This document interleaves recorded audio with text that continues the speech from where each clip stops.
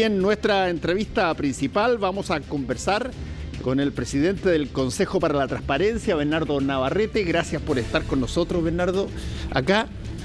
Primero que nada, voy a decirte algo que te dije antes. Estoy tremendamente impactado por las cifras de chilenos que accedieron el año 2023 a el Consejo para la Transparencia. 7.500.000.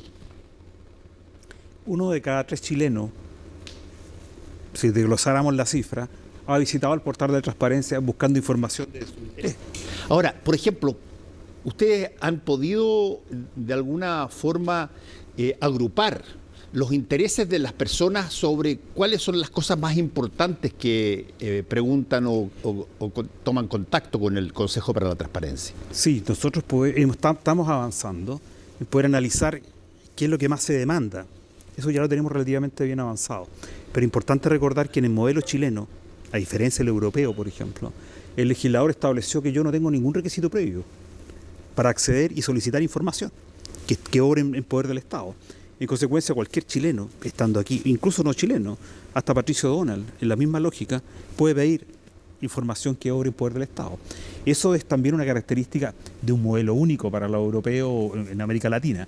Es decir, plena garantía de que no tengo por qué identificarme para solicitar la información. Entonces, a nosotros, en términos de poder cualificar quién es el demandante de la información, básicamente vamos para los temas que pueden pedir, en qué ministerio, servicio, piensa, 24 ministerios, 168 servicios, 345 municipalidades, 16 gobernaciones, 16 delegaciones presidenciales regionales, y así sucesivamente, todo el aparataje del Estado. O sea, si te entiendo bien, si es materia de información pública lo que se tiene, lo que se está pidiendo, tiene que haber una respuesta independientemente si es que las personas se identifican o no. Exactamente, y eso yo creo que es lo importante del caso chileno, sobre todo para muchos países que ponen muchas restricciones, primero de identificación. Los españoles, por ejemplo, a propósito de los periodistas, si yo quiero hacer una investigación y lo declaro así, para eso quiero esta información, probablemente me piden el título de periodista, algo que en Chile sería inconcebible, porque además en el modelo chileno no solamente dentro del portal, 1 de cada 3 chilenos, en promedio pueden haber personas que constantemente estén pidiendo, pero además, si no se le entrega la información en el tiempo establecido, ellos pueden ir de apelación, para que todos nos vamos entendiendo, al Consejo de la Transparencia, y ahí entra nuestra institucionalidad a garantizar ese derecho a información, y le preguntamos entonces al organismo del Estado, en todos estos niveles que hemos dicho, ¿por qué no ha entregado la información en tiempo y forma? Es más, yo puedo después reclamar que aquella información que se me entregó no es expresamente aquello que yo había demandado, por lo tanto quiero que se me entregue tal cual yo la solicité. ¿Cuáles son los límites de la petición? ¿Cuáles son exactamente las zonas donde tú no puedes pedir información porque esa información probablemente tiene o un compromiso nacional o tiene algún tipo de cosa? Eso también me imagino que forma parte de la información, no toda es pública. Eso es así. Pero se entiende no pública porque yo ya he hecho un acto administrativo que así lo declara. Por ejemplo, todos los organismos de inteligencia, las Fuerzas Armadas, tienen una norma específica que protege lo que entendemos información de seguridad nacional. Pero hasta ahí llega. Yo hoy día puedo solicitar información a las 3 Fuerzas Armadas más Carabineros, a la Policía de Investigación. Lo que hemos avanzado es tipificar con claridad aquello que no se va a entregar. En eso sí yo creo que hay una regla clara y establecida para todos los organismos. Pero en general en Chile, por lo menos desde nuestra perspectiva, toda información que obra en poder del Estado es pública, porque fue construida con recursos públicos, porque los funcionarios que la construyeron reciben remuneraciones que están a partir de lo que los ciudadanos aportan por la vía de impuestos. En consecuencia, los límites están claramente y taxativamente definidos. Y en particular el caso. ¿Cuál es, Bernardo, si tú tuvieras que identificarla, la información más buscada en Chile? La que más se repite. La que más se repite Normalmente, si uno lo quiere meter en monto, es el Ministerio de Salud. Las personas quieren saber sobre procedimientos y preocupaciones también. Es decir, te voy a poner un ejemplo. La Contraloría General de la República hace un sumario en un hospital de la zona sur, que está en Puente Alto más específicamente, a propósito de que funcionarios se ponen de acuerdo para que se realicen 100 operaciones médicas, saltándose la fila, por decirlo de una manera. Estamos hablando del GES, de operaciones garantizadas por el Estado, en detrimento y respecto de la vida de las personas, porque cuando yo estoy en una lista de espera para una operación, también puedo entender, piensa tú que el año 2023 44.000 chilenos murieron en las listas de espera. Sí. Entonces, buscar esa información, acceder a esa información, a muchas personas les importa, y a nosotros en particular. Por eso le pedimos a la ministra de Salud que generara un sumario rápido, eficiente y con sanciones claras, porque en el hospital en cuestión, en la zona geográfica que está entre enero, febrero, marzo y abril, murieron cerca de 900 personas esperando lista de espera, valga la redundancia. Entonces, ese es el escenario con el que uno puede describir por qué me importa cierta información. Después tú te vas a encontrar que mucho de eso también tiene que ver con ministerios específicos, bienes nacionales, por ejemplo, algo que nadie pensaría, ¿qué tiene bienes nacionales que me podría interesar a mí? Bueno, todo aquello que es propiedad del Estado. En consecuencia, saber sobre playa, sobre bosques que están, por ejemplo, el caso Magallanes, 70% del territorio es de CONAF. Entonces, si uno quiere medir dónde y dónde se concentran las peticiones, eso lo sabemos. Los intereses específicos de por qué se está pidiendo la información, eso ya no es bastante más complejo. Yo parto de la base de que deben tener un montón de peticiones que tienen que ver con, por ejemplo, sueldos de funcionarios públicos. Dime que no. Es decir, me imagino senadores, diputados, alcaldes, en fin, todo esto. Y eso también está disponible para que se sepa, digamos. Absolutamente. De hecho, eso es lo que nosotros llamamos transparencia activa. La ley se crea en el 2009 y se crea el portal de transparencia en el 2013. El 2013, por primera vez, todos los chilenos se enteran de cuánto ha ganado un alcalde, un concejal, un funcionario municipal, el del ministerio, de todo el aparato del Estado. Y eso causó complejos problemas. En particular, ponte el caso, digamos, yo he entrevistado en 70 comunas a los enlaces de transparencia, por ejemplo, y muchos los enlaces que tenemos nosotros en la gobernación. ¿Y qué nos contaban? Bueno, básicamente que nadie quería entregar su remuneración, pero ¿cómo? ¿Por qué la gente tiene que saber lo que yo gano? Bueno, es que ese dinero es dinero público. Pero van a saber además por qué yo fui contratado. Sí, porque las personas tienen el legítimo derecho, para efecto de control social, saber no solamente lo que le pagan a usted, sino qué es lo que hace. Entonces, yo hoy día tengo 15 años de información. Ahora, el único problema es que toda esa información, salvo que lo que nosotros elaboramos y disponibilizamos, nadie lo usa. O sea, tengo un mar de información y muy poco conocimiento obtenido a partir de esa información.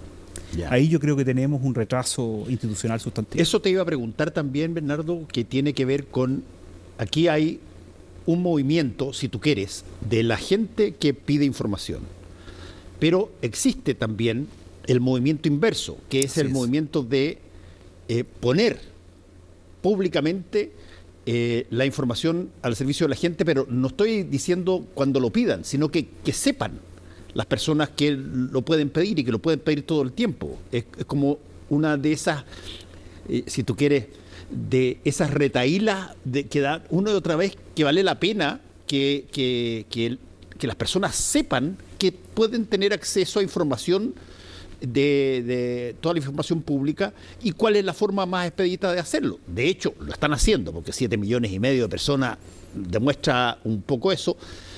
Pero te quiero preguntar ahí al respecto, ¿se concentra mucho la cosa en, por ejemplo, cosas como sueldos? Cada vez menos, porque a propósito de esos 7,5 millones, obviamente la primera curiosidad de un presidente de Junta de Vecinos es saber, bueno, ¿y cuánto están gastando en mi territorio? ¿Y cuánto gana la directora de Desarrollo Comunitario, el alcalde, los concejales? Va a ir por eso. Pero eso lo tiene en forma activa. Él entra al portal, entra a la municipalidad y inmediatamente le va a salir por tipo de contrato. Si es planta, contrata, si es honorario, o si tiene un sistema privado que vendrían a ser las corporaciones, en el cual recién el año pasado hemos logrado avanzar en fiscalizar a las corporaciones de salud y educación cuando forman parte de esta estructura que se genera en los 80, que le da una condición de uso privado de los fondos. No tenían por qué entregar información, a pesar de que en muchos casos el 99.99% del financiamiento era municipal y en algunos casos venía de organismos del Estado. Entonces, claro, en esa concentración, en ese buscar información, hoy día ya hay un entrenamiento. Y entonces los sueldos han pasado a tener relevancia. ¿Qué han empezado a preocuparse las personas ahora? Por ejemplo, mucho se está demandando, y yo creo que por consultora, las patentes. Hoy día hay municipios que se dedican todos los meses a subir los datos ya por gobierno abierto. Contratos, licitaciones, compras, en definitiva. Bueno, y los viajes de los alcaldes, los diputados, Claro, ¿cuáles son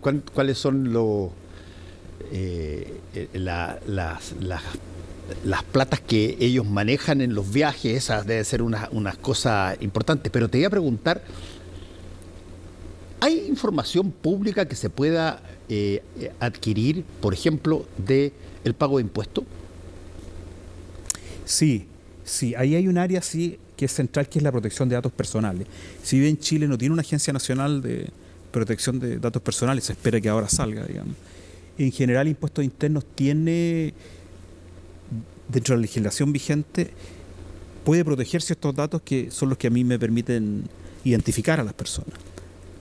Pero hoy día yo, por ejemplo, puedo pedirle información a Impuestos Internos respecto, por ejemplo, de quiénes son beneficiarios de X o no beneficio del Estado. Pedir, por ejemplo, a todos aquellos que son sujetos de derecho, ¿cierto? ¿Qué condiciones son? ¿Cómo se componen? Pero tú has visto, Bernardo, que cada cierto tiempo aparece alguien que recuerda, o puede ser de antes, que dice quiénes son los principales contribuyentes que hay con nombres y apellidos. ¿Cómo se puede llegar a obtener una información como esa? Lo que pasa es que aquí hay dos cosas que son distintas a tu pregunta. Una, yo creo que no habiendo esta Agencia Nacional de Protección de Datos, en Chile circulan más bases de datos de lo que legalmente debería ser posible. Yo creo que hay, por ejemplo, a mí me ocurre en las entrevistas que estoy haciendo en los distintos niveles de gobierno, regional, local, que claro, el jefe de informática, por ejemplo, de cualquier municipio me dice, sí, pero aquí las bases de datos del retail, por ejemplo, circulan, se venden, se transan. Y yo creo que ese es un tema de opacidad que hay que ponerle mano. No es posible que sigamos con una ley de protección de datos que ha permitido este tipo de situaciones. Piensa, por ejemplo, cómo yo estafo telefónicamente. Bueno, con datos a los cuales yo lo estoy comprando en un mercado, entre comillas, negro. ¿Te das cuenta? Porque las personas se empiezan a dar cuenta, oiga, pero si sabía mi root, sabía mi dirección, sabía los datos de mi banco, y a partir de ahí le bloquean, ¿no es cierto?, la cuenta bancaria. 3 veces le ponen el root, ¿no es cierto?, bloquean la cuenta y me terminan llamando. Y en muchos casos desde una cárcel. ¿Te das cuenta? Entonces, claro, hay un área en la cual nosotros no somos competentes legalmente, que es la protección de datos, pero nos preocupa. Ahora, ¿pero hay alguien que esté, por ejemplo, vigilando eso o que esté investigando ese tipo de informaciones que se entregan? Si tú no lo haces por la vía judicial, yo no veo qué institución del Estado tenga una preocupación exclusiva y las facultades legales para perseguir el daño que se produce cuando yo entrego información privada de las personas. Y estoy hablando desde la prensa escrita, desde los medios audiovisuales o cualquier fuente por el cual yo traspaso información que se entiende propia. ¿Te das cuenta? Entonces, por eso volvemos al mismo punto. Si uno mira el propio caso de Impuestos Internos y uno mira los últimos escándalos que han ocurrido, claro, eso es una pregunta seria que hay que hacerse, digamos. Es decir, ¿qué pasa con todos esos datos? Hablemos de los avalúos fiscales. ¿No es cierto? Los datos que están ahí no son menores, son absolutamente relevantes.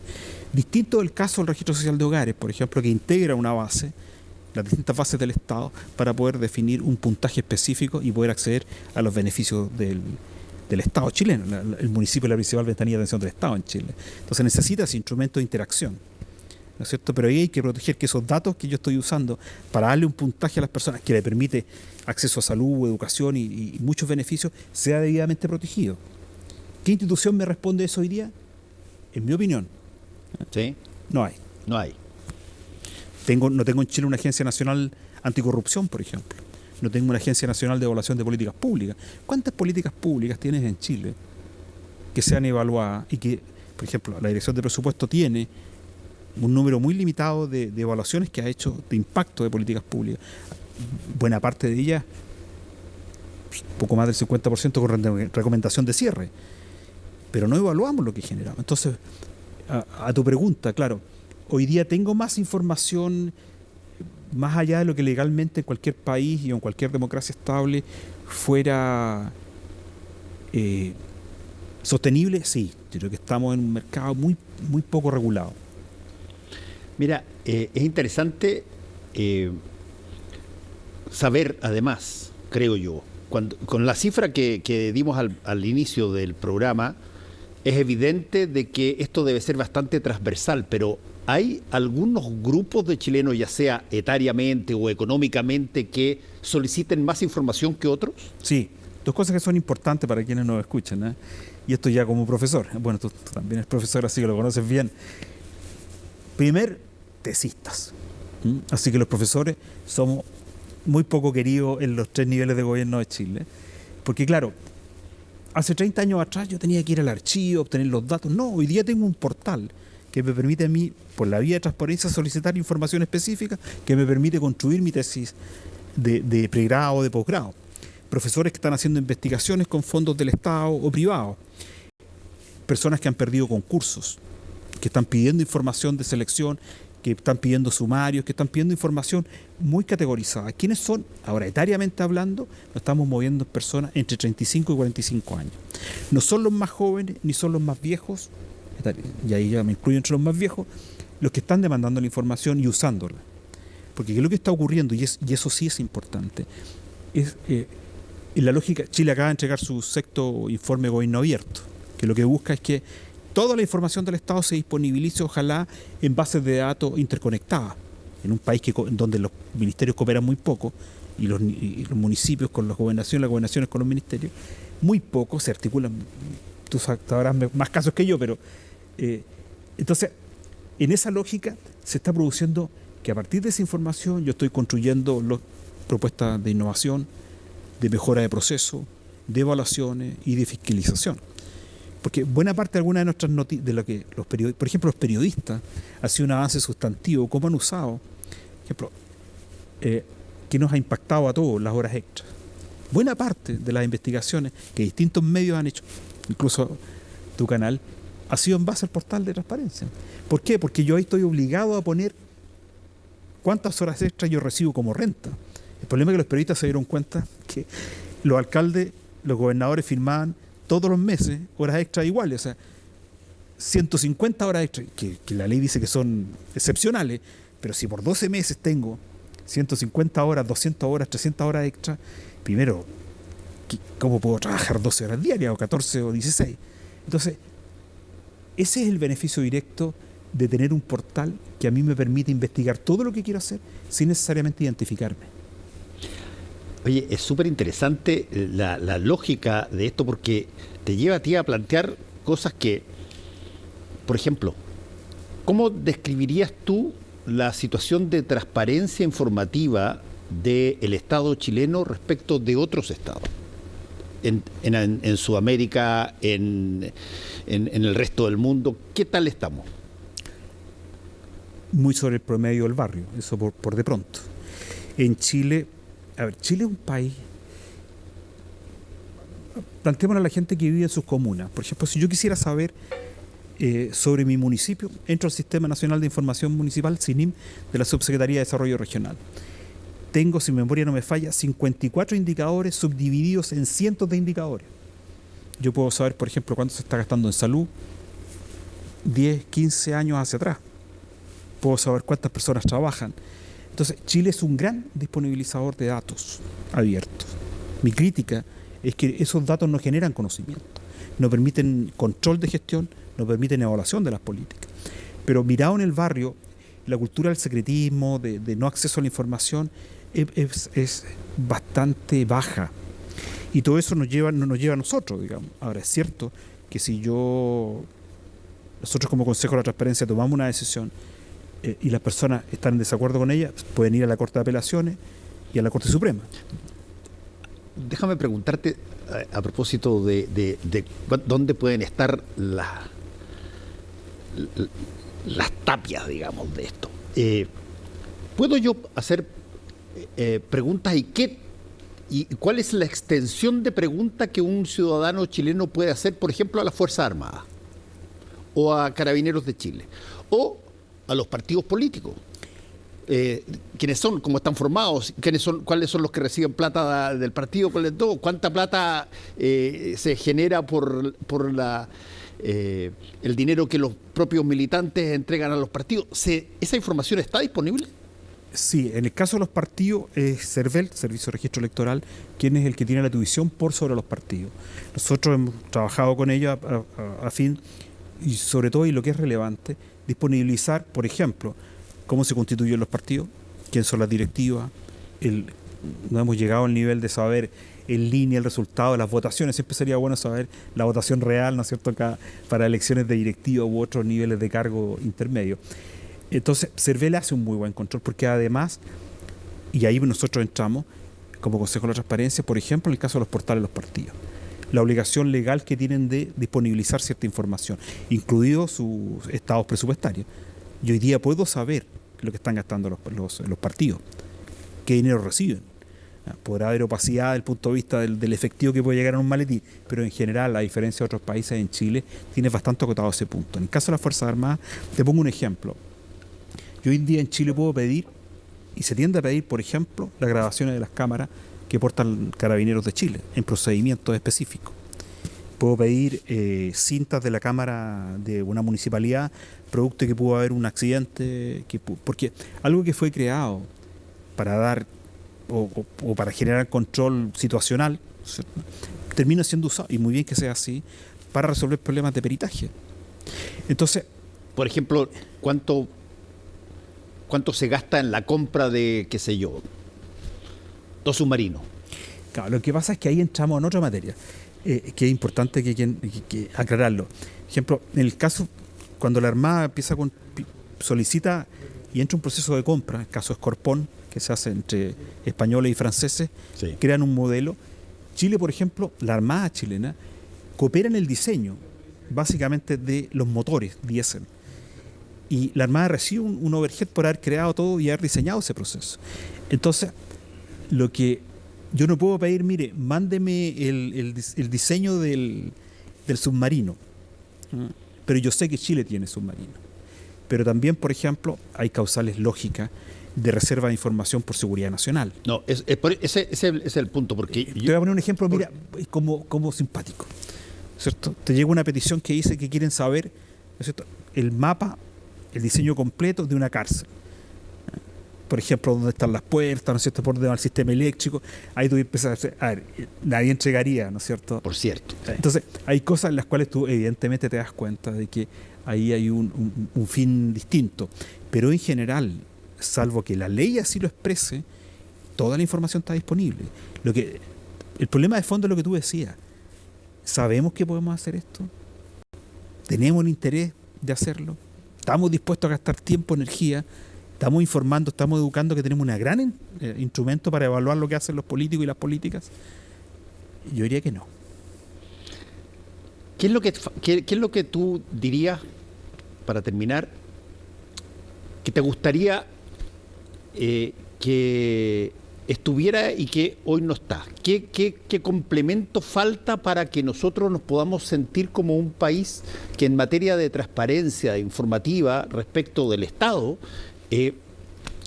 somos en el pic? Mira, yo creo que algo que estaba en el programa de presidente Boric, que no ha avanzado, que es que los poderes del Estado tengan una regla general. Es decir, yo hoy día puedo accesar a información que obra en poder ministerios, servicios, gobiernos regionales, locales, como te comentaba. Sí. Pero no tengo la misma regla para poder judicial ni para el Poder Legislativo.